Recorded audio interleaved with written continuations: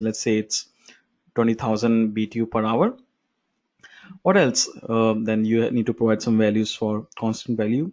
There is always a default value for each and every input, but you can always change them.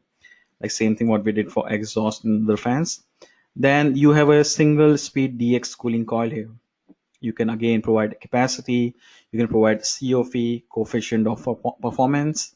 You can provide a flow rate. Then there are associated curves. I already explained you curves in my last video. Then you have some information for, let's say, what else? Well, that's it.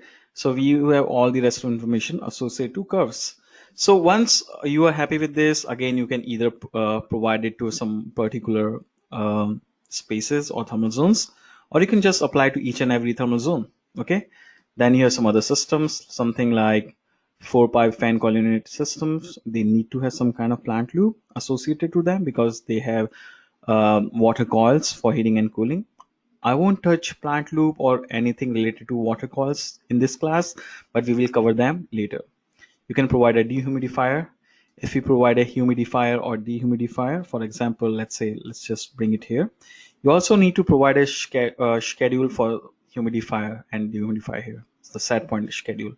I won't work on dehumidifier in this class. We don't cover in this uh, webinar session. But let's just work on something else. What else do we have here? Then you have baseboards. Again, they need to have some kind of plant loops, which we won't cover in this class. All right. So let's say in one of the system, we have multiple zone systems. Something like, let's say it has in this zone 1, floor 1 underscore conference 104, you had two systems, PTAC DX